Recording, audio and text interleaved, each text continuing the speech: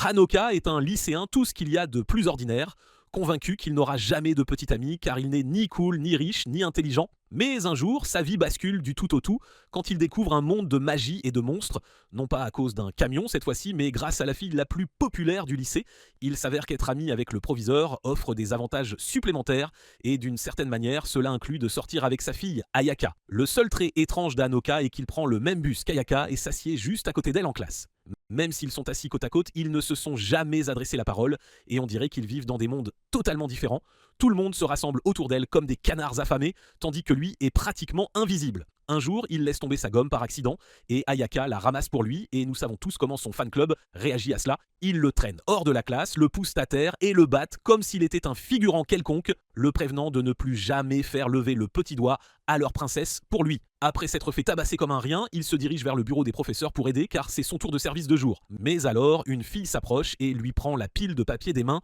On pourrait croire que c'est le début d'une douce romance, mais non, elle n'est qu'une des suiveuses d'Ayaka et elle veut qu'Hanoka reste loin d'elle car Ayaka est aussi de service ce jour-là. Alors, comme toujours, Hanoka finit par jouer les figurants dans l'histoire d'Ayaka. Après l'école, il sort pour jeter les poubelles et commence à penser à quel point sa vie est ennuyeuse.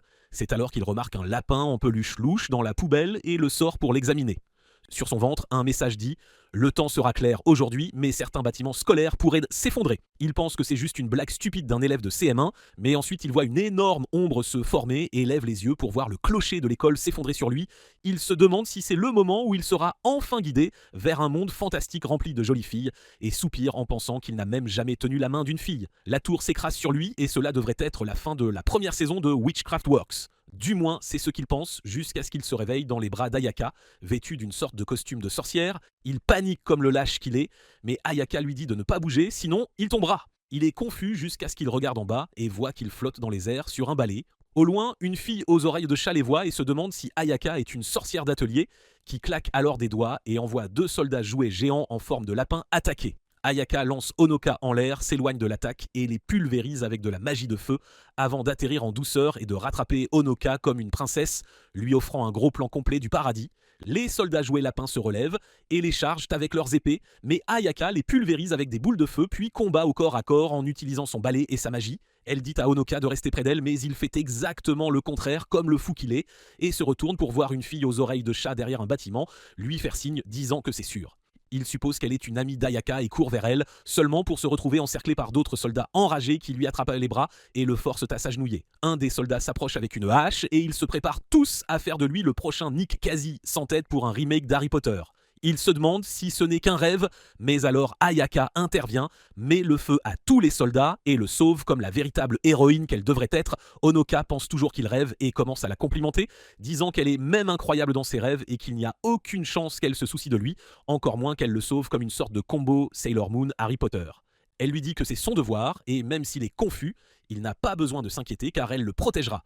Il demande pourquoi et elle répond que c'est parce qu'il est sa princesse. Honoka vient-il d'être confirmé comme une fille? Honoka se pose la même question et commence à se demander s'il est même un garçon. Mais Ayaka lui rappelle que cet animé ne se déroule pas en 2023 et qu'il n'y a encore que 2 genres pour l'instant. Elle lui dit de la laisser gérer les choses, mais il remarque que ses cheveux sont légèrement brûlés et s'inquiète d'en être la cause.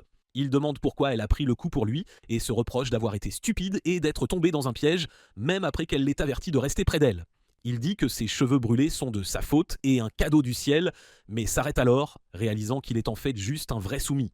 Après des années, doit être harcelé par ses fanboys, il est ça maintenant devenu l'un d'eux sans même le savoir. Alors qu'il est assis là, honteux, il aperçoit l'un des soldats jouets se relever pour l'attaquer par derrière. Se souvenant de ce que Sasuke a fait dans l'arc du pont de Naruto, il saute devant elle et prend le coup à sa place. Il pense qu'il aura l'air cool en disant que son corps a bougé tout seul, mais il s'évanouit avant même de pouvoir parler. Ayaka s'agenouille à côté de lui et lui fait un doux câlin. Et oui, il y a une raison pour laquelle j'ai dit doux câlin au lieu de juste câlin. Voir Honoka se blesser rend Ayaka furieuse. Et elle dit qu'elle aurait dû tous les réduire en cendres dès le début. Elle se dresse et lance son sort le plus puissant, Million Clover, anéantissant les ennemis avec une énorme explosion de magie de feu. Plus tard ce jour-là, Honoka se réveille dans la chambre privée d'Ayaka à l'école. Elle lui dit que ce n'était pas un rêve et qu'il crie Arcane et qu'elle expliquera les choses plus tard, elle éclaircira les choses plus tard, mais pour l'instant, ils devraient rentrer chez eux. Alors ils sortent ensemble et Ayaka dit que pour l'instant, tout ce qu'il a besoin de savoir, c'est que c'est son travail de le protéger parce qu'il est son maître. Il n'est pas sûr de ce que cela signifie vraiment, mais il marche juste à côté d'elle en silence et il ne parle pas pendant un moment. Quelques jours plus tard, tout semble être revenu à la normale. Mais cette fois, au lieu d'être invisible, Honoka commence à recevoir des regards jaloux et des regards en colère quand Ayaka choisit de s'asseoir à côté de lui dans le bus du matin pour l'école. Après cela, ils marchent ensemble vers la classe et Honoka a l'impression que rester à côté d'elle plus longtemps le fera tuer. Il simule un mal de ventre et se précipite dehors mais finit par tomber sur la bande de voyous du tyran. Ils lui attrapent le col et lui disent d'où de rester à sa place et décident qu'il est temps pour une autre raclée jusqu'à ce qu'Ayaka arrive et leur dise de reculer. Elle lui noue sa cravate en un nœud papillon, puis avertit tout le monde qu'elle brûlera quiconque essaiera de poser à nouveau un doigt sur lui. Plus tard, ce jour-là, au déjeuner, elle s'assied avec Honoka et un groupe de filles de son fan club. Elle le nourrit de ses propres mains et dit qu'elle a préparé le déjeuner elle-même. Honoka apprécie le moment mais se sent mal à l'aise d'être entouré de 20 filles qui ne veulent clairement pas de lui là, pensant qu'il gâche l'ambiance. Il se lève et dit qu'il va manger ailleurs, puis s'enfuit. Voyant cela, Ayaka s'énerve et met le feu au déjeuner de tout le monde en fixant le sol. Pendant ce temps, Honoka se sent coupable d'avoir été impoli et traverse la cour où le bâtiment s'est effondré sur lui. Il remarque que tout semble normal à nouveau, comme si rien ne s'était passé. Puis il se retourne et voit la fille aux oreilles de chat debout à côté de lui. Elle lui dit que le bâtiment qui s'est effondré n'était qu'une illusion, puis dit qu'elle est enfin sûre qu'il est un loser ignorant d'être venu seul sans rien réaliser. Elle s'approche en se transformant en sa tenue de sorcière et dit que son nom est Tenpopo, des sorcières de la tour. Elle dit qu'elle est là pour kidnapper son stupide lui et appelle ses soldats. Mais avant que quoi que ce soit n'arrive, Ayaka apparaît et attrape Honoka. Tenpopo dit qu'elle l'attendait puis ordonne à son armée de soldats jouets d'attaquer. Cette fois, ce n'est pas seulement quelques soldats, ils se précipitent sur Ayaka de toutes les directions avec des épées et des lances. Après la bataille, Honoka se réveille par terre et voit Ayaka le protéger couverte de blessures qu'il ne peut même pas compter. Elle demande s'il va bien et il se demande comment elle est encore en vie. Se sentant inutile, il lui dit qu'il croit en elle mais pense qu'il devrait appeler une ambulance. Ayaka dit que s'il veut vraiment se racheter, il devrait promettre de ne pas s'enfuir pendant le déjeuner demain. Il accepte puis panique en voyant qu'elle saigne partout, mais elle explique qu'elle est faite de feu et que tout va bien. Elle lui dit de fermer les yeux et de ne pas bouger, puis utilise sa magie pour balayer les soldats. Elle transforme chaque soldat en cendre, puis s'approche de Tenpopo en tenant Honoka comme une princesse. Elle dit à Tenpopo qu'elle est sur le point de lui griller la queue poilue et la pulvérise avec un grand sort de feu. Tenpopo s'échappe de justesse en appelant plus de soldats et en s'enfuyant avec son derrière encore fumant. Après cela, Ayaka dit à Honoka d'ouvrir les yeux et il est choqué de voir que tout semble normal à nouveau, propre et sans aucun dommage en vue. Puis ils rentrent chez eux et terminent la journée. Le lendemain matin, 5 nouvelles élèves sont transférées dans leur école. Et devinez quoi? C'est Tenpopo et sa bande de sorcières de la tour. Quelques jours passent et Honoka ne cesse de demander à Ayaka d'expliquer ce qui se passe avec toute cette magie et pourquoi Tenpopo continue de le poursuivre. Un matin, il décide de continuer à demander jusqu'à ce qu'elle réponde enfin, mais remarque qu'elle n'a pas pris le bus avec lui ce jour-là. Il descend à l'école, change ses chaussures et se dirige vers la classe seulement pour trouver Ayaka en plein moment tendu avec les nouvelles élèves transférées. Il lève les yeux vers le panneau de la classe et réalise qu'il n'est pas dans sa vraie classe. Il est dans le club de la société de torture. Au lieu de demander pourquoi un tel club existe même, il demande juste à Ayaka comment il a atterri ici alors qu'il était sûr d'être allé à sa vraie classe. Ayaka explique qu'elle lui a jeté un sort pour qu'il vienne ici sans le savoir, juste pour qu'ils puissent se rencontrer. Puis elle se tourne vers les filles ligotées et dit que c'est une chasse aux sorcières. Elle dit qu'elle a décidé de s'occuper d'elle parce qu'elle pourrait être dangereuse pour lui. Il n'est pas sûr que ce soit vrai et fixe les filles qui se débattent. Il lui demande d'au moins leur retirer les bâillons de la bouche pour qu'elles puissent parler et Ayaka accepte. Elle dit qu'elle allait en finir rapidement avec elle. Mais l'une d'elles s'est enfuie, alors elle a utilisé les autres comme appât pour l'attirer. Honoka s'approche de Tenpopo et demande pourquoi elles sont toutes après lui. Tenpopo rit et dit que ce n'est pas une surprise que Mademoiselle Parfaite ne lui ait rien dit, et pour être franche, elle veut son corps et la substance blanche à l'intérieur. En entendant cela, Honoka rougit, ne sachant pas s'il l'avait bien entendu. Mais Ayaka lui dit de ne pas croire tout ce que leurs ennemis disent. Tenpopo sourit et dit qu'elles sont peut-être trop détendues, puisque leur dernière coéquipière n'est toujours pas attrapée. Soudain, une substance noire et visqueuse commence à couler du plafond et les recouvre tous les deux. De l'intérieur de la substance visqueuse, Mei apparaît et libère ses amis. Elle attrape Honoka et traverse le sol, s'échappant vers la pièce en dessous et laissant les autres combattre Ayaka. Elle commence à célébrer sa chance et pense avoir réussi un grand coup, oubliant qu'elle n'est qu'un personnage secondaire destiné au soulagement comique, pas le méchant principal. Une seconde plus tard, Ayaka traverse le sol en explosant et la regarde d'en haut, les 4 sorcières étant déjà vaincues. Elle descend dans la pièce et marche vers Mei, mais Mei la prévient d'arrêter. Sinon, elle laissera son loup de compagnie mordre le cou d'Honoka. Ouais, c'est quoi cette obsession des sorcières avec les coups? Ayaka dit à Honoka de ne pas s'inquiéter et dit qu'elle va rôtir Mei en quelques secondes. Elle continue d'avancer. Mei se lève, tenant Honoka en otage, et ordonne à son animal de mordre son cou pour prouver qu'elle est sérieuse.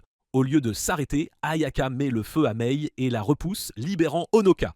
Étonnamment, son cou est totalement intact à la place. La marque de morsure est sur le cou d'Ayaka. Mei réalise cela et s'échappe rapidement, laissant ses amis battre en retraite aussi. Plus tard ce jour-là, Honoka se réveille dans la salle privée d'Ayaka à l'école et remarque qu'elle porte une écharpe. Même si c'est le milieu de l'été, elle s'excuse auprès de lui et dit qu'elle voulait vraiment qu'il ait une vie paisible et normale. Mais si les choses continuent ainsi, les sorcières de la tour continueront de le cibler.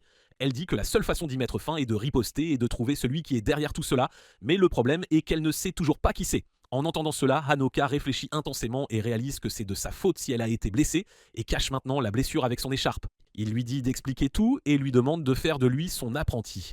Il ne veut plus qu'elle se batte seule. Pendant ce temps, dans un café-pâtisserie, la directrice de l'école, qui est aussi la mère d'Ayaka, Kazan rencontre son ancienne rivale et méchante, Crenoir. Après une petite pause d'environ 130 ans, Crenoir dit qu'elle a entendu dire que l'élève de Méduse avait causé des problèmes au groupe de Kazan, et que peut-être maintenant elle veut aussi se joindre à la fête. Plus tard, ce week-end-là, Honoka reçoit un appel d'Ayaka lui demandant de la rencontrer dehors. Il pense que c'est peut-être un rendez-vous, mais en réalité, elle veut juste lui dire la vérité sur les sorcières, comme il l'a demandé. Elle dit qu'ils iront à l'école, mais qu'ils s'arrêteront dans un restaurant en chemin. Pendant qu'ils marchent, Ayaka lui raconte une histoire sur les sorcières et explique que dans leur monde, il existe deux types de sorcières, les sorcières d'atelier et les sorcières de la tour. Les sorcières d'atelier protègent les gens, elles installent des ateliers dans les villes et les endroits où les gens vivent. Leur travail est de s'assurer que personne n'utilise la magie de manière maléfique et elles construisent ces ateliers à différents endroits et y vivent. C'est pourquoi on les appelle des sorcières d'atelier. Mais les sorcières de la tour ne suivent aucune règle. Elles ne se soucient que d'elles-mêmes et utilisent la magie comme elles veulent, même si cela blesse les gens. Elle avertit Honoka que si les sorcières de la tour l'attrapaient un jour, le monde pourrait prendre fin et tout le monde pourrait mourir. Puis ils s'arrêtent au restaurant et font une pause. Après avoir commandé, une serveuse s'approche et commence à parler à Ayaka d'une voix super aiguë. Ayaka continue de la fixer avec un regard en colère, mais écoute pendant qu'elle parle de la présence de Crenoir en ville et que d'autres sorcières de la tour apparaissent aussi. Hanoka réalise que la fille est en fait la vice-présidente du conseil des élèves de leur école et qu'elle est une sorcière d'atelier, tout comme Ayaka. Une fois qu'Ayaka a fini sa boisson, il se dirige vers le centre commercial et achète des vêtements. En l'attendant faire du shopping, Hanoka voit une jolie fille aider un enfant perdu et s'approche. La fille le fixe, sort un carnet et confirme qu'il est le même gars que sur ses photos. Elle donne alors un coup de pied à l'enfant perdu comme à un PNJ et saute sur Honoka avec une épée, révélant qu'elle est une sorcière de la tour. Ses amis Apoiredosi apparaissent derrière elle et attaquent Ayaka. Ayaka les pulvérise avec du feu et intervient pour sauver son précieux garçon princesse. L'une des sorcières de la tour sort un pistolet et utilise ce qu'elle appelle le Gun no Jutsu, tirant droit sur eux. Ayaka répond avec un mode cap par balle, style Batman, et bloque chaque tir. Puis elle exécute un mouvement comme le pistolet de feu d'Ace et les carbonise totalement. Après cela, elle s'approche avec Honoka dans ses bras et laisse les sorcières s'enfuir comme si elles étaient dans un film d'espionnage. Une fois qu'ils ont fini au centre commercial, ils continuent de marcher vers l'école. Honoka s'excuse de l'avoir entraîné dans tout ce chaos. Il demande s'il serait plus sûr de juste l'enfermer ou de le sceller quelque part, mais elle lui dit de ne pas s'inquiéter de ce genre de choses. Elle le protégera toujours. Puis elle dit qu'il ferait mieux de commencer à étudier sérieusement, car être son apprenti ne sera pas une promenade de santé. En entendant cela, Honoka s'enthousiasme et dit qu'il est prêt à devenir plus fort. Bientôt, ils atteignent l'école et Ayaka révèle que l'école est en fait l'un des ateliers. Elle l'emmène au bureau de la directrice pour rencontrer sa mère, Kazan. Kazan réprimande Ayaka pour avoir tout cassé au centre commercial et demande quel genre de sorcière d'atelier casse les affaires des autres. Elle dit à Honoka que c'est une tradition pour les sorcières d'atelier de présenter leurs apprentis à leur maître le premier jour, et c'est pourquoi elle a fait venir Ayaka avec lui. Le lendemain, Ayaka emmène Honoka s'entraîner, mais en chemin, ils sont pris en embuscade par Tampopo et sa contrefaçon de la Team Rocket. Kana se demande s'il est intelligent de combattre Ayaka car elle est presque impossible à battre. Mais Tampopo dit qu'elles vont utiliser la formation flux rapide, ce qui signifie en gros charger comme des hommes des cavernes sans plan. Ayaka dit à Honoka de faire attention, puis envoie l'escouade loufoque voler dans les airs comme la Team Rocket dans Pokémon. Bien sûr, Honoka n'apprend absolument rien en regardant cela. Après cela, ils retournent à l'école et quand Honoka ouvre son casier, il est frappé par une vague de lettres de haine et de menaces de mort. Quelqu'un a même jeté une poupée vaudou morte qui lui ressemble. Ayaka dit que ce doit être l'œuvre de ses fanboys et lui dit de ne pas s'inquiéter, ils n'essaieront plus de le blesser. Même ainsi, il sent les regards en colère tout autour de lui parce qu'il a le droit de s'asseoir à côté d'elle, d'étudier avec elle pour les examens, de faire équipe avec elle en cours de gym et même de marcher vers et depuis l'école avec la fille dont ils rêvent tous. Après l'école, Honoka se prépare à faire de l'entraînement magique, mais Ayaka marche avec lui jusqu'à l'arrêt de bus et dit qu'elle sait qu'il est fatigué, alors ils feront une pause aujourd'hui, ils montent dans le bus et rentrent chez eux. Mais en chemin, Ayaka aperçoit un étrange poisson magique volant à l'extérieur de la fenêtre et vérifie l'affichage du bus. Il est passé de prochain arrêt à impasse. Elle se lève d'un bond et se retourne pour trouver Cronoir assise au dernier rang.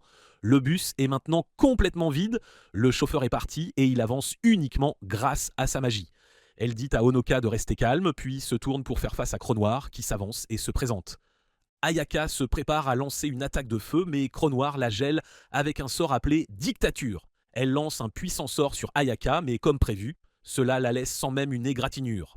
Honoka ne comprend pas à quel point Ayaka est vraiment forte, alors il saute bêtement devant elle pour la protéger. Cronoir rit de la stupidité de cela et dit que peu importe les efforts de quiconque, Ayaka ne peut pas être blessée. Puis elle s'approche calmement et poignarde Honoka en plein ventre. Il tombe à genoux, criant de douleur, mais elle lui dit d'arrêter de faire semblant et de se lever.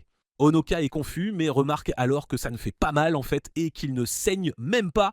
Juste à ce moment-là, Ayaka s'effondre au sol et il voit qu'elle saigne du même endroit où il a été poignardé. Cronoir explique que c'est à cause d'une capacité spéciale appelée transfert de dégâts, ce qui signifie que tout mal qui lui est destiné va directement à elle à la place tant qu'ils sont proches.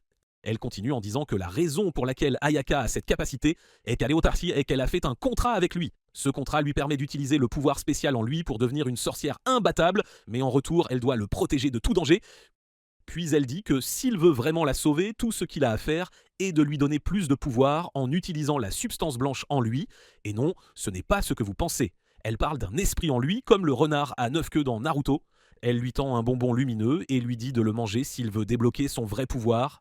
Elle essaie de le lui faire manger de force, mais Ayaka n'est pas sur le point de laisser une petite cinglée voler le premier baiser de son animal, alors elle tire une rafale de flammes vertes qui repousse Cronoir. Oui, tout fonctionne grâce à une pure armure scénaristique. Puis Ayaka dit à Honoka qu'elle va se transformer en quelque chose de différent pendant un moment. Elle prend une partie de son pouvoir et se transforme en la reine du feu la plus torride de tous les temps. Avec des flammes vertes lumineuses et des pouvoirs de dragon, elle domine rapidement Cronoir et transperce son bouclier et sa gorge. Mais même après cela, Cronoir s'échappe et les laisse derrière elle à l'arrêt de bus. Honoka se réveille le premier et voit que la blessure d'Ayaka a disparu, mais elle n'ouvre toujours pas les yeux. Il l'emmène à l'hôpital et l'infirmière dit qu'elle est juste très fatiguée et se réveillera bientôt. Plus tard, quand il rentre chez lui, il trouve un petit bonbon emballé dans sa poche. C'est l'orbe magique que Cronoir a essayé de lui faire manger. Il décide de le garder secret pour Ayaka et le cache dans son tiroir, au cas où il en aurait vraiment besoin un jour. Il se met aussi à penser à ce que Cronoir a dit sur le contrat d'Ayaka, et si elle le connaissait déjà avant même leur rencontre à l'école. Le lendemain, Ayaka réserve toute la salle de sport, rien que pour leur entraînement. Elle donne à Honoka son uniforme d'apprenti sorcier personnel et lui explique son fonctionnement. Elle lui dit d'essayer de sauter, ce qu'il fait. À sa grande surprise, il se sent super léger et bondit presque jusqu'au plafond de la salle. En redescendant, Ayaka le rattrape façon princesse, puis lui demande d'essayer de la porter de la même manière. Honoka la soulève, la trouvant très légère. Elle explique que la robe qu'il porte leur donne une sensation de quasi-apesanteur. Ensuite, elle lève sa main droite et tourne légèrement son poignet, et un balai magique apparaît dans sa main. Elle lui dit que le balai est caché dans la cape et peut être invoqué avec ce geste. Honoka essaie, mais au lieu d'invoquer un balai, il n'invoque que de la déception car rien n'apparaît. Juste à ce moment, l'alarme d'Ayaka sonne et elle dit que leur temps est écoulé. Soudain, des tonnes d'élèves ouvrent les portes et entrent dans le gymnase pour s'entraîner. Honoka panique et lui dit qu'il devrait se cacher avant que quelqu'un ne les voie porter ses tenues d'otaku. Mais à sa surprise, personne ne semble les remarquer du tout. Il se demande s'il est devenu si invisible que les gens ne le voient même plus. Ayaka explique que c'est en fait à cause des robes qu'ils ont un charme spécial qui fait que les gens les ignorent et les autres évitent naturellement de leur rentrer dedans aussi. Après cela, elle lui demande s'il a le vertige, puis l'attrape et s'envole dans le ciel sur son balai. Elle dit qu'ils continueront de voler jusqu'à ce qu'il apprenne à invoquer son balai. Elle explique que les sorcières d'atelier volent généralement comme ça pour vérifier s'il y a des problèmes dans leur zone. Elle ajoute aussi qu'à tout moment, 5 puissantes sorcières patrouillent leur école pour la protéger du danger. Après avoir volé un bon moment, assez pour une sieste, Ayaka commence à retourner vers l'école. Mais Honoka pointe du doigt vers le bas et lui dit d'arrêter. Il voit un enfant se faire intimider et voler et dit qu'ils doivent l'aider. Ayaka lui dit que c'est une affaire de police, pas de sorcières. Les sorcières sont censées arrêter les mauvaises sorcières, pas s'impliquer dans les problèmes des gens normaux. De plus, elles ne sont pas censées révéler leur existence à qui que ce soit. Honoka n'aime pas cette règle et invoque finalement son balai plongeant dans l'action. Il manque de mettre fin à la série en s'écrasant la tête la première, mais s'en sort de justesse. Il percute les brutes comme un accident de voiture et les met à terre. Il se relève, s'acharne sur lui et se prépare à le tabasser jusqu'à ce qu'Ayaka arrive et les rôtisse tous à point avec sa magie. Honoka lui rappelle qu'ils ne sont pas censés attaquer les gens normaux, mais elle dit que ces gars étaient aussi des sorciers, c'est comme ça qu'ils ont pu le voir même avec la robe magique. Il s'avère que la fille qui se faisait voler est amie avec la petite sœur de Honoka, Kasumi. Et elle n'est pas une sorcière, donc elle n'a rien remarqué de la magie.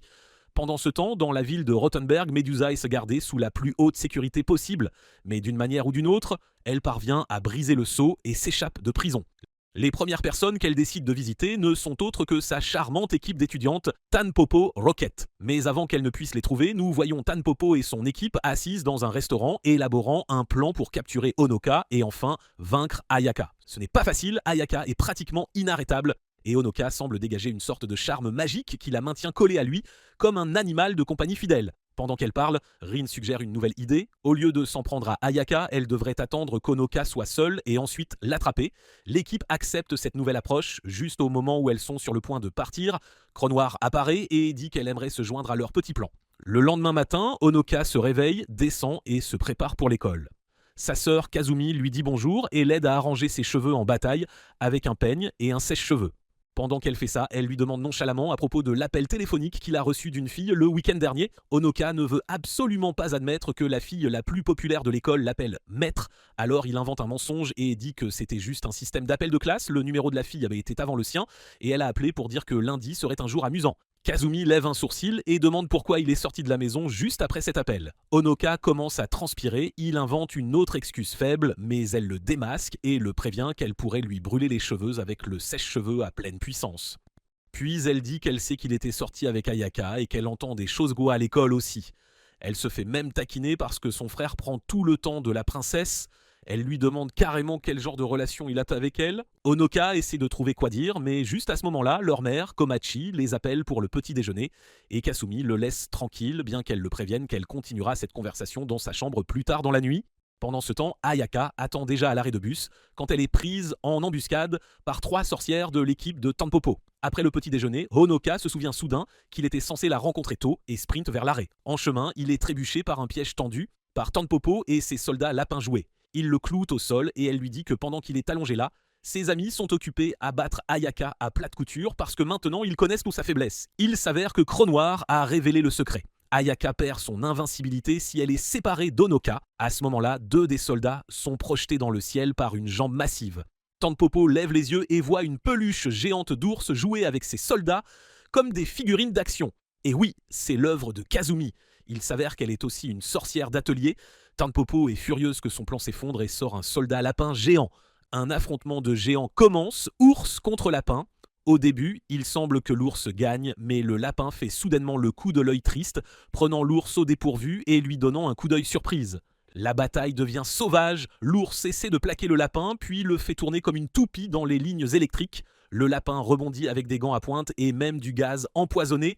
Finalement, les deux se lancent un crochet gauche, mais l'ours atterrit le coup le premier et assomme le lapin. Soudain, un T-Rex squelettique sauvage charge avec un plaquage. Kasumi se retourne, genre quel genre de Pokémon est-ce, et réalise que c'est Rin avec son animal de compagnie mort-vivant. Maintenant, c'est 2 contre 1, Tanpopo et Rin l'entourent. Mais Kazumi sort son coup secret, surprise, et fait grandir son ours à une taille colossale de titan. Elle écrase le lapin et le squelette sous un pied et détruit accidentellement plus de bâtiments que des terroristes le 11 septembre. Après cela, Kazumi descend de son ours géant et se dirige vers Honoka, qui était resté tranquillement au sol comme si c'était une soirée cinéma, souhaitant avoir du pop-corn. Il demande ce que tout cela signifiait et elle lui demande ce qu'il en pense, qui, selon lui, l'a protégé tout ce temps quand la princesse n'était pas là. À la mention d'Ayaka, Honoka lui prend les mains et dit qu'ils doivent aller la secourir, mais Kasumi lève les yeux au ciel et dit que cette vache surpuissante n'a pas besoin d'être sauvée, seulement de vacances, et pointe Ayaka qui est calmement assise sur la patte de l'ours en lisant son livre. Ayaka descend et Honoka court vers elle, la remerciant encore et encore d'être en sécurité et d'avoir combattu les sorcières. En voyant cela, Kasumi s'agace et dit que c'est elle qui mérite un merci. Puis elle dit à Ayaka qu'elles avaient convenu que Kazumi le protège les week-ends et les jours fériés et qu'Ayaka s'occupe de lui à l'école et dans le bus, mais Ayaka a rompu l'accord en le sortant le week-end dernier. Pendant qu'elle se dispute Halushuman pour savoir qui doit le garder, Honoka réalise soudain quelque chose. Tout ce que Kazumi a dit plus tôt à propos d'être intimidé et de ne pas savoir pour lui, et Ayaka était totalement inventé. Elle sourit et dit que le taquinerait son travail en tant que petite sœur. Puis elle devient sérieuse et dit à Ayaka que la directrice les a avertis que plus de 30 sorcières de la tour sont maintenant en ville. Et même si elles n'ont pas encore bougé, cela signifie probablement que quelque chose d'énorme arrive.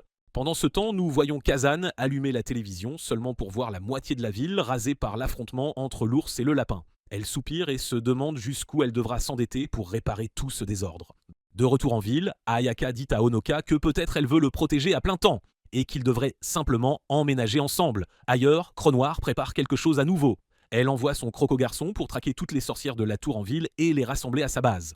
Au même moment, Kazune reçoit un appel de Rothenberg. C'est à propos de Medusa. Elle s'est échappée. Le lendemain, Ayaka se rend chez Honoka et Kazumi pour demander à leur mère si elle peut avoir la permission de garder Honoka avec elle 24 heures sur 24. À leur grande surprise, leur mère, Komachi, accepte instantanément et partage même une histoire de ses propres jours d'école. Elle dit qu'au lycée, elle est devenue très amie avec une fille forte qui était connue sous le nom de Den de Dragon. Cette fille s'est avérée être nulle autre que la mère d'Ayaka, Kazune.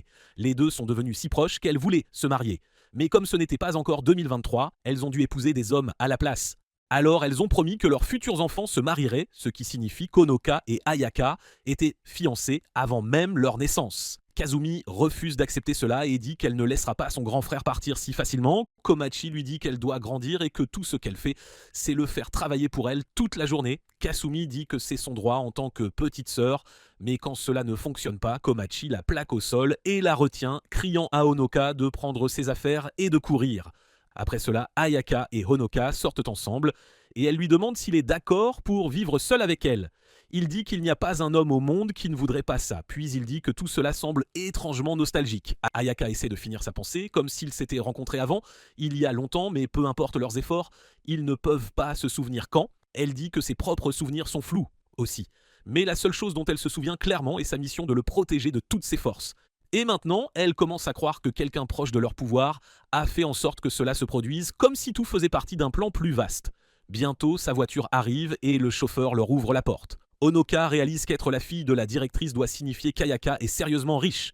Ils arrivent à chez elle, ou plutôt dans son bâtiment de la taille d'un royaume. Ils entrent et sont accueillis par ce qui ressemble à un millier de domestiques.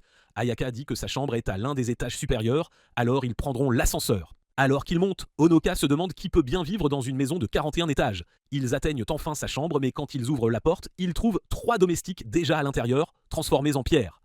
Derrière elle se tient Medusa, qui dit qu'elle en a eu assez d'attendre. Ayaka intervient et dit rapidement à Honoka de rester au 12e étage. Elle ferme les portes de l'ascenseur derrière elle. Elle se transforme en sa forme de combat complète maniant le feu et commence à combattre Medusa de toutes ses forces. Pendant ce temps, Honoka se tient derrière la porte, confus de savoir pourquoi Ayaka l'enverrait loin, surtout quand elle insiste habituellement pour qu'il reste près. Il se dit que l'ennemi doit être trop fort cette fois, puis il se souvient que s'il s'éloigne trop d'Ayaka, elle perdra son invincibilité. Alors au lieu de l'écouter, il décide de faire ce qu'il fait de mieux, ignorer complètement les instructions. Soudain, la porte de l'ascenseur fond et Ayaka tombe au sol. Elle dit à Honoka de prendre son balai et de courir.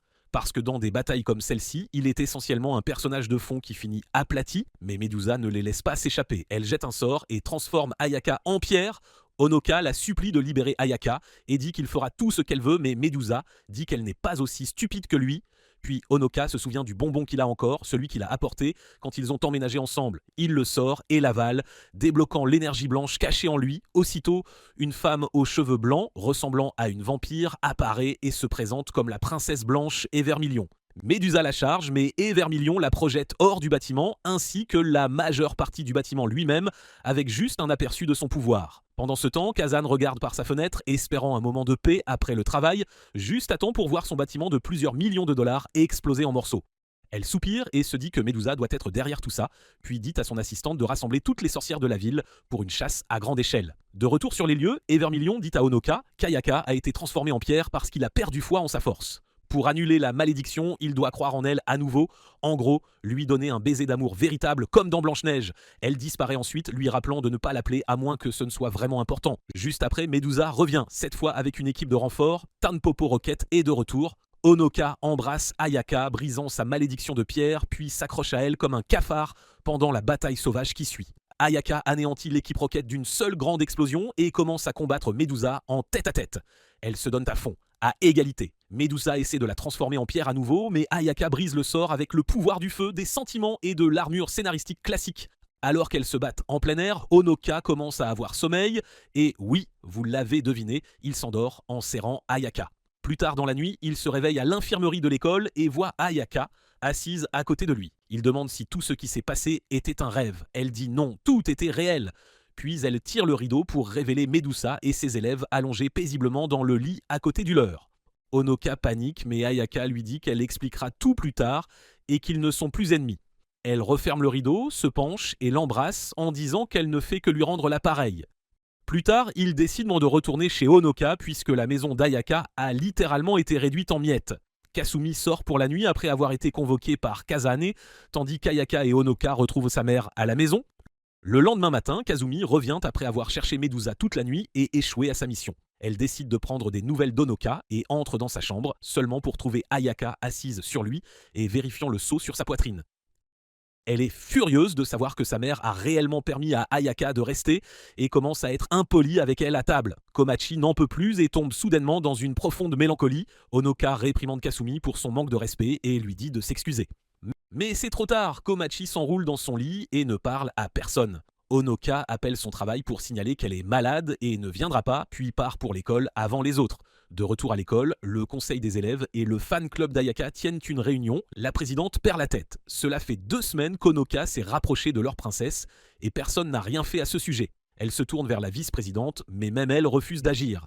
Elle dit à la présidente de se calmer car Ayaka a dit qu'elle ne laisserait personne poser la main sur Honoka. N'aimant pas cette réponse, la présidente se tourne vers leur conseiller de club, le professeur de sciences Kaio Kairo Sensei, et l'interpelle. Elle dit qu'il n'est devenu leur conseiller que parce qu'il était trop poule mouillée pour dire non et qu'elle en a assez de son inutilité.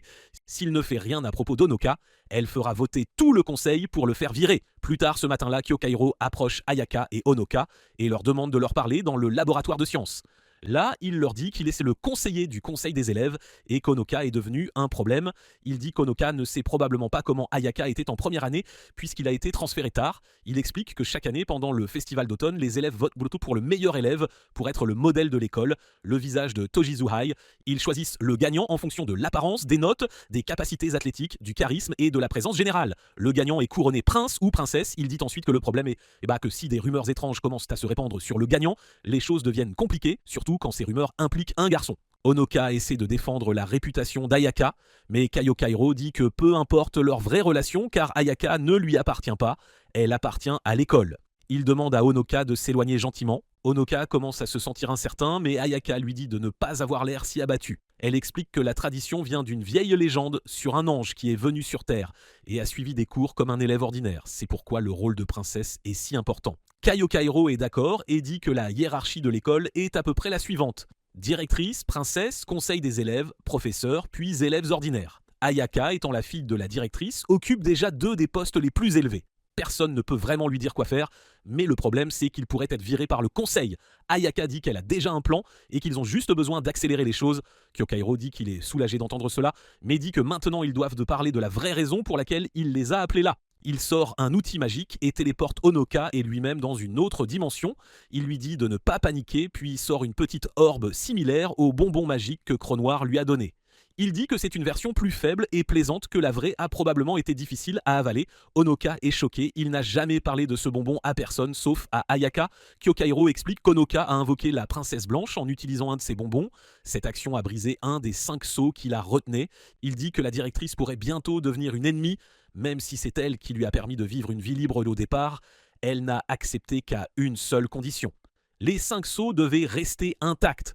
Maintenant qu'un est brisé, les autres tomberont probablement aussi et personne ne peut l'arrêter. La seule issue serait de sceller Honoka en utilisant la magie de la directrice. Heureusement, elle est actuellement occupée à gérer Medusa et ne le sait pas encore, mais ce n'est qu'une question de temps avant qu'elle n'apprenne la vérité sur les sceaux et sur Medusa étant secrètement protégée. Kyokairo dit qu'il veut vraiment juste aider. Si Ayaka n'était pas impliqué, il aurait pris soin d'Honoka en tant que son tuteur. Il demande à Honoka de laisser Ayaka derrière lui et de venir avec lui. Honoka n'hésite même pas. Juste à ce moment, Ayaka brise la barrière dimensionnelle, plaque Kyokairo au sol avec sa lame et tire Honoka. Kyokairo survit en utilisant un sort de substitution classique et s'échappe. Juste après, Ayaka emmène Honoka dans la salle des haut-parleurs de l'école et lui fait faire une annonce pour que tous les élèves se rassemblent dans le gymnase. Une fois tout le monde arrivé, elle monte sur scène et, pour la première fois, montre un réel intérêt pour la politique scolaire. Elle prononce un discours audacieux sur l'importance qu'elle accorde à l'avenir de l'école, puis annonce qu'elle destitue l'actuelle présidente du conseil des élèves et que son nouveau président choisi n'est autre que Honoka. Ayaka se nomme ensuite nouvelle vice-présidente et donne à l'ancienne vice-présidente le titre déclassé de vice-vice-présidente. Plus tard, Honoka se tient devant le conseil des élèves et prononce un court discours. Il admet qu'il sait que la plupart d'entre eux ne l'aiment pas en ce moment, mais il promet de gagner leur respect avec le temps et espère qu'ils l'accepteront vraiment. Pendant ce temps, Kasumi n'en peut plus. Elle en a assez de voir Ayaka lui voler son frère. Alors elle décide de reprendre Honoka par la force. Elle construit un piège extravagant et les suit après l'école. Quand ils entrent dans un magasin de jouets et qu'Honoka sort prendre l'air, elle le kidnappe avec son ours géant, lance une voiture sur Ayaka et l'assomme avec des injections soporifiques. Ensuite, elle fixe des ailes d'avion à l'ours avec des morceaux de leur maison et s'envole vers les bois. Elle dit qu'ils y vivront seuls, juste tous les deux. Elle lui révèle avoir entendu l'avertissement de la professeure. La directrice se retournera contre lui et sa fille aussi, probablement. Juste à ce moment, une ombre gigantesque apparaît au-dessus d'eux. Ils lèvent de les yeux et voient un dragon massif fondre sur eux, monté par nul autre qu'Ayaka. Elle en a marre de jouer les seconds rôles et devient une héroïne d'action à part entière, lançant des sorts de feu d'en haut. Kasumi essaie d'esquiver, mais cela provoque l'explosion de la moitié de la ville. Finalement, l'ours s'écrase contre un bâtiment et tout le monde tombe. Ayaka saute et les sauve tous, les rattrapant et amortissant leur chute. Elle les ramène à la maison et les met au lit. Cette nuit-là, Honoka se réveille et s'excuse pour les actions de sa sœur. Ayaka hausse les épaules, disant que Kazumi n'a fait que lancer une voiture et l'assommer avec quelques mots. Elle la respecte en fait pour être une sœur si protectrice. Puis elle lui demande en plaisantant s'il aimerait qu'elle agisse aussi comme une petite sœur. Honoka rit et dit qu'elle serait plutôt comme sa grande sœur. Ils s'amusent toute la nuit avec cette idée jusqu'à ce qu'Ayaka s'ennuie et s'endorme. Honoka la laisse se reposer dans son lit, puis regarde tristement les jouets qu'il avait achetés pour elle et Kasumi, remarquant qu'ils ont été détruits pendant le combat. Pendant ce temps, Kamachi décroche son téléphone et entend la voix de Kazane. Elle vient pour parler avec Ayaka et son fils. Le lendemain matin, Kazane arrive et va faire du shopping avec Kamachi et Kasumi. Ayaka se lève tôt et prépare le petit déjeuner pour Honoka. Il se réveille à l'odeur de la nourriture et la voit dans la cuisine. Il admire discrètement sa beauté et la rejoint pour le petit déjeuner.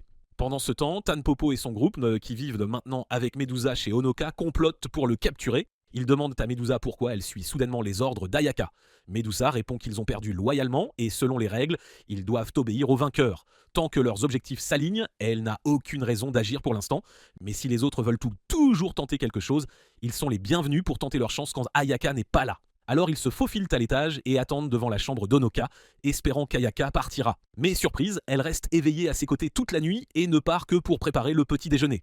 Apparemment, elle n'a pas besoin de dormir comme les gens normaux, juste une autre de ses compétences surpuissantes. Plus tard, dans le salon, Honoka et Ayaka parlent de leur mère, puis sortent chercher le linge quand il commence à pleuvoir.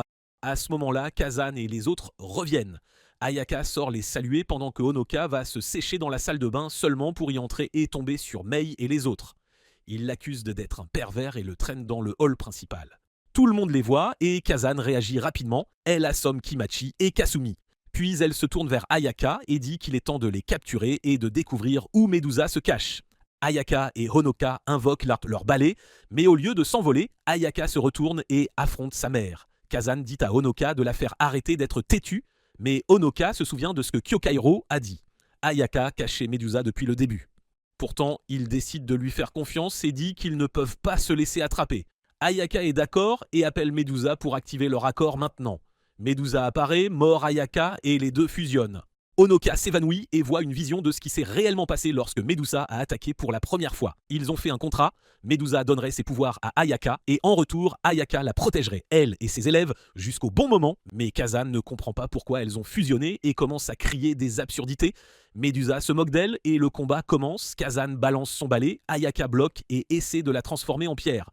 Mais Kazane la saisit par le col et la plaque au sol. Ayaka parvient tout de même à la transformer en pierre et s'éloigne en s'excusant. Soudain, Kazane se libère du sort de pierre par pure volonté, donne un coup de pied à Ayaka par derrière et la saisit à nouveau. Elle lui dit que ce n'est pas suffisant pour l'arrêter et souligne qu'Ayaka est déjà à bout de souffle. Elle explique que son invincibilité était liée à Evermillion et qu'en fusionnant avec Medusa, considérée comme impure, elle a perdu ce pouvoir. Puis elle lui dit de se préparer à une raclée. Mais Honoka utilise sa magie pour échanger sa place avec Ayaka et encaisse le coup lui-même. Plus tard, il se réveille ligoté dans une cellule avec Ayaka. Elle essaye de faire fondre les barreaux mais échoue. Elle lui dit qu'ils sont dans l'une des salles de punition de sa mère et que sa fusion avec Medusa est terminée. C'est un énorme problème. Medusa est probablement interrogée en ce moment et tout pourrait être exposé. Elle lui dit que sa mère a dit un jour que tant que les sceaux resteraient intacts, Honoka serait en sécurité à l'école. Mais maintenant qu'ils se défont, il est officiellement une menace. Leur seule option maintenant, battre sa mère dans un combat. Elle dit que Kazan a en fait un fort sens de l'honneur s'ils la battent loyalement. Raison, Honoka pense à quel point ils ont été malmenés plus tôt et se demande comment cela va se produire. Mais Ayaka dit qu'il y a encore une chance, tout dépend de son pouvoir. Pendant ce temps, de retour à l'école, Kazan joue au shogi avec Cronoir. Cronoir demande nonchalamment des nouvelles de Medusa. Kazan soupire et dit qu'elle était excitée de l'interroger, mais ensuite des sorcières de Rothenberg sont arrivées avec des ordres officiels et ont mis Medusa en garde à vue. Alors qu'elle sirote son thé et boude à propos de la séance de torture ratée, le bâtiment de son école explose. Elle regarde dehors et voit Ayaka et Honoka debout sur les décombres. Elle s'envole et crie à nouveau sur Ayaka pour avoir détruit un autre bâtiment. Ayaka lève simplement son épée et dit qu'elle la vaincra. Kazan demande pourquoi Ayaka essaie de la combattre et lui dit d'arrêter de faire des bêtises, de mettre son uniforme et de descendre des décombres. Elle les réprimande tous les deux pour s'être évadés de prison et dit qu'ils rentrent à la maison et que demain ils nettoieront le désordre. Ayaka et Honoka s'éloignent, soulagés qu'elle n'ait rien découvert sur les sceaux. Ils conviennent que si les choses se terminent bien, c'est peut-être tout ce qui compte. Cette nuit-là, Honoka et Ayaka dorment dans le même lit, mais ne vous inquiétez pas, rien ne se passe car ils sont proches. Honoka fait un rêve étrange qui montre des souvenirs du passé d'Ayaka. Il voit le moment où Kazane a fait venir les filles de deux sorcières pour qu'elles deviennent les amies d'Ayaka et l'aident à s'intégrer. Ces deux-là deviendraient plus tard ses premières fans loyales, ainsi que la troisième membre et vice-présidente du conseil étudiant. Kani et Tuko deviennent proches d'Ayaka et remarquent que même si elle a des difficultés sociales, elle est incroyable dans tout le reste. Charme, notes et sport. Au fil du temps, elles commencent à l'admirer tellement qu'elles forment un fan club à part entière qui finit par faire d'Ayaka la princesse officielle de l'école. Mais un jour, Ayaka voit Honoka passer devant elle avec sa sœur et quelque chose s'allume en elle. C'est le moment où elle est allée voir sa mère et a dit qu'elle avait trouvé la personne qu'elle était censée protéger. Et c'est ainsi qu'Ayaka a commencé son voyage en tant que gardienne d'Honoka. Le lendemain matin, Kazumi se réveille, erre dans la cuisine et essaie de se souvenir de ce qui s'est passé hier. Elle ouvre la porte et voit la table à manger pleine de l'équipe, Tanpopo, Rocket. Il s'avère que Kazan les a laissés partir, elle ne se souciait que de Medusa, et comme ils n'avaient nulle part où aller, ils ont simplement emménagé. Kasumi n'est pas contente, après s'être préparée, elle se dirige vers la chambre d'Honoka pour le réveiller et trouve une fois de plus Ayaka sur lui, cette fois habillée en infirmière, disant qu'elle vérifie son sceau. Après le petit déjeuner, tout le monde se rend à l'école. On dirait que les choses sont revenues à la normale. Le casier d'Honoka est plein de courriers haineux et de lettres lui demandant de quitter le conseil étudiant. Et comme d'habitude, il se trompe dans ses réponses en classe, même s'il essaie. Au déjeuner, Honoka et Ayaka se dirigent vers la cafétéria. Soudain, ils entendent du verre se briser et se précipitent en bas pour trouver des élèves en train de saccager l'école. Le chaos éclate. Des motos dans les couloirs, des élèves vendant des cigarettes, c'est une rébellion totale. Honoka demande ce qui se passe et Ayaka dit que cela ressemble à un soulèvement. Tanpopo dit que c'est sa faute en tant que président du conseil étudiant. Puis, il voit Tuko poussé au sol par une fille nommée Rinon. Elle tend à Honoka une note exigeant qu'il vienne seul au gymnase à 14h30. Le ton de la lettre ne semble vraiment pas amical. Tuko explique que pendant sa patrouille de nuit, elle a vu l'ancienne présidente du conseil étudiant dans un bar avec Rinon. Elle a affirmé qu'Honoka lui avait volé sa position et dirigeait maintenant l'école comme un dictateur. Ayaka dit à Tuko de la retrouver après l'école. Plus tard, en cours de gym, elle dit la vérité à Honoka. Rinon est l'une des 5 sorcières d'élite qui patrouillent l'école. Il l'appelle la tueuse d'ours. Apparemment, un tigre nommé Lucky Bear s'est échappé du zoo une fois et elle l'a arrêté à main nue. Elle a été suspendue il y a 2 mois pour avoir causé des problèmes. Au déjeuner, Honoka dit qu'il suppose que la directrice doit être furieuse à propos de tous les dégâts, mais Tanpopo dit qu'elle est en fait hors de la ville. Cronoir est en charge pour l'instant et elle ne se soucie clairement pas de ce qui arrive à l'école. À 14h30, Honoka se dirige seul vers le gymnase, armé des conseils d'Ayaka sur la façon dont Rinon se bat. Quand il arrive, il voit le gymnase transformé en ring de combat rempli d'élèves qui l'encouragent. Honoka essaie de s'en sortir par la parole, mais Rinon dit qu'il a fait du tort à sa meilleure amie et a ruiné son image. Puis elle le frappe fort au visage et le met à terre. Honoka se relève. Mais Rinon dit qu'elle va lui donner une leçon devant tout le monde. Elle lui assène coup après coup, le mettant à terre à nouveau, puis elle attrape sa cravate et se prépare à porter son coup final signature. Mais c'est là qu'Honoka renverse la situation. Il attendait ce moment grâce au travail de préparation d'Ayaka. Il augmente ses statistiques avec la magie, mais Rinon à terre et l'immobilise. Il s'apprête à la frapper, mais s'arrête car nous sommes toujours en 2014 et la chevalerie compte. Juste à ce moment, les lumières s'éteignent. Ayaka et l'équipe Tanpopo interviennent. Rinon assomme facilement les sorcières, mais Ayaka la met KO d'un seul coup, puis il soulève Honoka dans une pose de victoire, tout en portant des capes pour cacher leurs identités. Les lumières se rallument et il semble qu'il ait vaincu Rinon. Il est révélé plus tard qu'Ayaka et l'ancienne présidente avaient tout planifié une semaine auparavant. Si l'ancienne présidente aidait à la mise en scène, elle récupérerait sa place. Elle s'est un peu trop prise au jeu et a rendu Rinon bien plus en colère que prévu, mais au final ça a marché. Maintenant, Honoka est le héros qui a battu la tueuse d'ours. Son nom est en vogue en ligne et les youtubeurs du monde entier réagissent à son combat. C'est une énorme victoire pour Honoka en tant que président du conseil étudiant. Quelques jours plus tard, Ayaka emmène Honoka au sommet d'un grand bâtiment et dit qu'il est temps de l'entraîner au combat magique. Honoka est confus, elle a toujours dit que c'était trop dangereux. Elle dit qu'elle sait qu'il s'entraîne en secret et qu'il lui cache des choses et elle n'aime pas ça. Elle invoque un familier de feu et lui dit de le combattre avec sa magie. Le familier lui lance du feu, le faisant tomber sur les fesses. Ayaka lui dit d'invoquer son propre familier, mais Honoka la regarde comme quoi et demande comment. Le familier attaque à nouveau et Honoka se blesse au coude. Ayaka court rapidement pour l'aider, mais Honoka se lève et la repousse. Il lui dit d'être une professeure sévère s'il veut apprendre quelque chose. Ayaka le regarde une seconde, puis le prend et le jette du bâtiment. Elle lui dit d'invoquer un familier volant ou de profiter de la chute, et juste comme ça, Honoka réalise qu'il a vraiment fait une bêtise. Alors qu'Honoka tombe, le familier de feu le poursuit et Ayaka le suit de près sur son balai. En tombant, Honoka essaie de penser à la chose la plus importante pour lui, quelque chose qu'il pourrait invoquer. Juste avant de toucher le sol, son cerveau se pose sur le souvenir d'Ayaka en maillot de bain et en tenue d'infirmière. Et d'une manière ou d'une autre, c'est suffisant pour invoquer un avatar magique géant d'Ayaka en tenue d'infirmière complète. Vraiment un homme de culture. L'avatar géant d'Ayaka frappe un bâtiment devant eux, ce qui fait accidentellement tomber un mur et expose Kyokairo Sensei prenant le thé avec Cronoir. Cronoir commente calmement que c'était de la magie sérieuse et qu'Honoka n'aurait pas pu l'utiliser sans briser le deuxième sceau. Elle demande aussi où est passée Kazan, disant qu'elle s'ennuie sans elle. Pendant ce temps, Honoka s'évanouit d'avoir utilisé trop de magie et Ayaka le ramène à la maison pour se reposer. Ailleurs, Kazan est profondément sous terre, examinant une étrange rune explosive et un tunnel caché. Elle est approchée par Rinon qui dit que Tuko lui a dit où la trouver. Rinon demande ce qu'elle fait là et Kazan écoute Rinon dire qu'une sorcière se faisant appeler la messagère de la tour est apparue et a dit que tout le monde en ville est maintenant un otage. Une semaine plus tard, alors que Kazan est toujours porté disparu, Ayaka et Honoka se rendent à l'école pour les examens. Pendant ce temps, Kazane rencontre enfin la sorcière.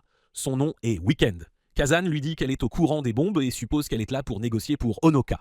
Weekend hoche la tête mais dit qu'elle n'est pas là pour faire un marché. Elle commence à expliquer comment fonctionnent les batailles de sorcières. Les sorcières ne peuvent se battre qu'entre elles mais ne peuvent pas nuire aux civils. C'est à cause d'une énorme barrière protectrice que Kazane a placée sur toute la ville. Quand quelqu'un est y a blessé, la magie de Kazane s'active et les protège. Grâce à son énorme réserve de mana et sa récupération rapide, elle peut maintenir le bouclier indéfiniment. Mais alors Weekend demande que se passerait-il si toute la ville explosait d'un seul coup. Même avec tout ce mana, protéger tout le monde pourrait finalement épuiser Kazane. Et une fois qu'elle sera à terre, Weekend aura le temps de s'en prendre à Honoka. Juste après avoir dit cela, elle déclenche des bombes runiques cachées partout dans la ville. Les explosions rasquent tout, mais la barrière sauve les civils. Pourtant, Kazan s'effondre à cause de la surcharge magique. Weekend révèle qu'elle était aussi derrière le fait d'avoir trompé Medusa et Cronoir.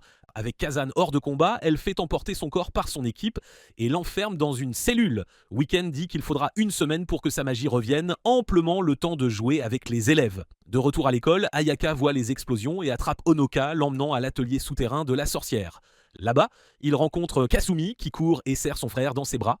Ils sont accueillis par Tuko, Rinon et quelques autres sorcières chargées de défendre l'école, y compris leur chef Natsumei et une fille chat nommée Hattori. Honoka demande ce qui se passe et ils promettent d'expliquer, mais alors Natsumei sort soudainement une arme et utilise des balles soporifiques de style américain. Elle tire sur Honoka pour endormir Ayaka. Kasumi essaie d'intervenir, mais Rinon l'assomme. Ils disent qu'Honoka doit être scellé jusqu'à ce qu'il sache quel est l'objectif de l'ennemi et où se trouve Kazane. Honoka accepte étonnamment de les accompagner et les suit jusqu'à une salle de confinement sécurisée avec Ayaka. À l'intérieur, il remarque que le plafond est étrangement haut et qu'il y a une lucarne ouverte. Il essaie de s'envoler avec son balai, mais sa magie ne fonctionne pas. Juste à ce moment, Ayaka se réveille et dit qu'elle a fait une erreur et que sa mère a dû perdre. Soudain, un jouet tombe de la lucarne et atterrit devant eux. Il s'active et montre un hologramme de Weekend qui dit qu'elle a enfin trouvé Honoka et qu'elle viendra réclamer son nouveau familier. Après avoir vu son visage, Ayaka fait exploser le jouet, détruisant le mur derrière eux. Elle dit à Honoka qu'il s'échappe. La magie ne fonctionne pas en ce moment parce que la ville est en ruine, mais ils trouveront un autre moyen. Ils empruntent un escalier de 2 heures qui les mène à une montagne en dehors de la ville. Mais quand ils atteignent enfin la surface, ils sont accueillis par une horrible vue. Toute la ville est détruite et en feu. Honoka panique et se blâme. Il dit que sa mère et tout le monde doivent être partis et que c'est entièrement sa faute parce que l'ennemi était après lui. Mais Ayaka reste calme et lui dit d'arrêter. Elle explique que personne n'est mort. Quand un atelier est créé, le chef fait un contrat avec le cœur de la ville. Ce contrat permet à la ville de protéger les civils en utilisant la magie de la sorcière pour se réparer. Puisque la ville est détruite et que la contractante Kazan est partie, aucune sorcière d'atelier ne peut utiliser la magie. C'est pourquoi leur première mission est d'atteindre le centre de la ville et de faire d'Honoka le nouveau contractant afin que les sorcières puissent se battre à nouveau. Pendant ce temps, Natsumei et les autres analysent la situation. Tous les civils ont été évacués en toute sécurité et endormis. Kazan est portée disparue et probablement capturée. Sans contractant, aucune sorcière ne peut utiliser la magie et il faudra des jours avant que l'aide n'arrive du quartier général. En même temps, plusieurs sorcières d'atelier sont toujours portées disparues après l'explosion. Juste à ce moment, l'une d'elles fait irruption dans la pièce, attachée avec des bombes à retardement. Elle dit que Weekend a capturé un groupe de sorcières et les utilise comme otages pour exiger Honoka. S'il ne le livre pas dans 30 minutes, tout va exploser. Pendant ce temps, Kazumi fait équipe avec Tanpopo et sa bande pour surveiller Weekend, qui se tient sur le terrain de l'école, entouré des sorcières capturées portant des bombes. Tanpopo demande à Kazumi ce qu'elle veut qu'il fasse. Kazumi dit qu'en ce moment, ils sont les seuls à pouvoir encore utiliser la magie et qu'il ferait de mieux de commencer à mériter leur séjour chez elle. De retour dans le tunnel vers le cœur de la ville, Ayaka et Honoka continuent d'avancer jusqu'à ce que l'une des alliées de Weekend Gibraltar apparaisse. Elle utilise la magie pour invoquer un golem de pierre massif et les projette tous les deux au sol. Gibraltar attrape Ayaka et essaie de porter le coup final, mais Ayaka se relève d'un bond et lui donne un coup de pied en plein visage. Gibraltar rit, pensant qu'un coup de pied normal ne blessera pas son corps blindé, mais elle a tort. Ayaka a été entraînée aux arts martiaux par sa mère et n'a pas besoin de magie pour démolir quelqu'un. Elle bat Gibraltar et continue. De retour à la base de l'atelier souterrain, Natsumei essaie de désamorcer les bombes elle-même. Mais quand l'horloge atteint 18 minutes, il décide d'affronter Weekend directement. Au même moment, Cronoir se réveille et voit la ville en ruine. Son partenaire lui dit que Weekend est celle qui a divulgué des informations sur Honoka. Cronoir réalise que cela signifie que Weekend a battu Kazan et qu'il n'y a aucun moyen qu'elle laisse quelqu'un d'aussi fort partir sans se battre. Natsumei et les autres affrontent Weekend et lui disent d'abandonner, mais Weekend sourit et dit qu'il reste moins de 12 minutes s'ils veulent qu'à de vivre. Elle admet qu'elle n'est pas forte elle-même, mais même s'ils la battent, ils ne pourront pas arrêter les bombes. Kasumi commence à se demander si Weekend n'est pas du tout celle qui contrôle les bombes et si quelqu'un d'autre est la vraie menace. Elle part à la recherche du partenaire de Weekend dans le bâtiment. De retour dans le tunnel, Honoka atteint le cœur de la ville et suit les étapes d'Ayaka pour faire le nouveau contrat. Le temps est presque écoulé, Rinon et les autres chargent Weekend et à ce moment-là, ils sentent leur magie revenir. Honoka a terminé le contrat. Avec la magie de retour, ils désactivent toutes les bombes et abattent Weekend. Ils l'enferment dans une cellule de scellement magique, mais elle les surprend en utilisant des grenades physiques pour s'échapper. Elle fait exploser tout l'endroit, portant une armure de fer sous ses vêtements pour survivre. Puis elle rencontre son partenaire et déclenche la dernière vague de bombes, éliminant d'autres sorcières d'atelier.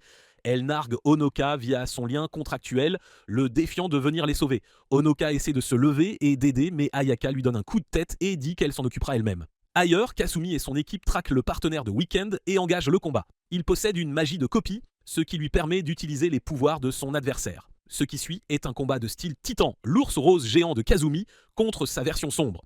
Elles s'affrontent dans un duel épique. Kazumi semble l'emporter jusqu'à ce que le combat fasse s'effondrer une partie de l'école. Tanpopo et sa bande sont toujours à l'intérieur, alors Kazame utilise son ours pour les sauver, mais l'ennemi en profite et la met à terre. La situation est critique jusqu'à ce que Méduse apparaisse sous forme humaine, pétrifie l'ennemi et dise à ses élèves qu'elle les punira plus tard pour leur piètre performance. Elle s'enfuit, poursuivie par les sorcières de Rothenberg. De retour à l'infirmerie, Hattori vient prendre des nouvelles d'Honoka. Ayaka lui dit qu'il a une forte fièvre à cause du stress lié à la formation du contrat. Hattori déclare sa mission accomplie et informe Ayaka que Cronoir chasse désormais les sorcières des tours. Elle dit aussi à Ayaka d'arrêter de s'inquiéter autant pour Honoka. Ayaka la remercie et lui demande de veiller sur lui pendant qu'elle va éliminer Weekend une bonne fois pour toutes. Elle saisit son épée et s'envole vers l'église où Weekend se cache. Ayaka ne perd pas de temps et se jette sur Weekend, mais elle est repoussée par une explosion en plein vol. Weekend dit qu'elle n'a pas de capacité brisée comme Ayaka ou Kazan. C'est pourquoi elle a passé des années à poser des bombes partout dans la ville. Maintenant, l'endroit est rempli de pièges. Ayaka n'a aucune chance. Elle continue de se battre. Weekend fait s'effondrer le toit avec une explosion touchant Ayaka, mais Ayaka se relève des décombres, sa magie de feu désormais pleinement activée. Le combat continue et Ayaka parvient à vaincre Weekend au corps à corps. Mais juste au moment où elle s'apprête à se détendre, elle est frappée par une autre explosion et projetée contre la porte. Weekend révèle qu'elle possède des poupées géantes alimentées par le mana et les envoie toutes attaquer Ayaka. Pendant ce temps, à l'école, Honoka et Kyokairo sont attaqués par un autre allié de Weekend. Kyokairo utilise sa magie pour renvoyer Honoka dans le monde réel. Il se réveille et interroge Hattori sur Ayaka, mais elle lui dit de se reposer à cause de sa fièvre. À ce moment-là, elle reçoit un appel de Kyokairo. Il dit que Weekend a placé une énorme bombe dans ce royaume onirique, et s'il ne l'arrête pas, tous ceux qui ont été évacués mourront. Hattori porte Honoka jusqu'à l'emplacement d'Ayaka, et ils arrivent tout juste à temps pour l'avoir étendue sur le sol vaincu. Honoka la saisit et lui explique ce qui se passe et qu'ils doivent vaincre Weekend. Il lui donne la permission d'utiliser ses pouvoirs et Ayaka s'exécute. Elle démolit complètement Weekend sans aucune retenue. Elle exige de savoir où se trouve l'interrupteur de la bombe. Weekend sourit et dit qu'il est trop tard, puis active la bombe. Alors que tout le monde commence à mourir, Honoka se lève et tente d'appeler Evermillion à nouveau. Ayaka essaie de l'arrêter, mais il s'évanouit. Dans son rêve, il rencontre Evermillion à nouveau. Elle dit qu'il est revenu bien trop tôt et qu'il ne devrait pas continuer à compter sur elle. Elle sait pourquoi il est là. Il veut ramener tout le monde et tout ce qui a été détruit. Elle dit qu'elle peut le faire. Mais un si grand souhait a un prix. Quand il demande ce qu'elle veut en retour, elle répond « sa vie ». Mais elle lui rappelle que s'il meurt, leur contrat prendra aussi la vie d'Ayaka. Il hésite, puis accepte, disant qu'il n'y a pas d'autre solution. Ils forment un contrat et il utilise la pleine puissance d'Evermillion. Soudain, toute la ville revient à la vie. Tous les habitants sont vivants et tout est restauré comme si les bombes n'avaient jamais explosé. Ayaka le serre dans ses bras, mais Honoka s'excuse d'avoir sacrifié sa vie et la sienne. Elle refuse que cela arrive. Elle se lève et crie à Evermillion, offrant sa propre vie en échange. Ses pouvoirs magiques disparaissent et elle s'effondre. Honoka survit, mais avant même qu'il ne puisse pleurer, Weekend le poignarde soudainement dans le dos. Elle lui dit qu'il a tout gâché et que maintenant tout ce qui lui reste est un couteau. Elle dit qu'elle l'enverra dans l'au-delà pour être avec Ayaka. Mais Honoka saisit la lame, l'arrache et la frappe au sol. Puis il se met sur elle, plante le couteau dans le sol à côté d'elle et dit qu'il en a assez de voir les gens souffrir. Peu importe combien de fois elle essaiera de ruiner sa vie, il l'arrêtera à chaque fois. Il tombe inconscient de sa blessure. Weekend le regarde, soupire et dit à son partenaire de le soigner.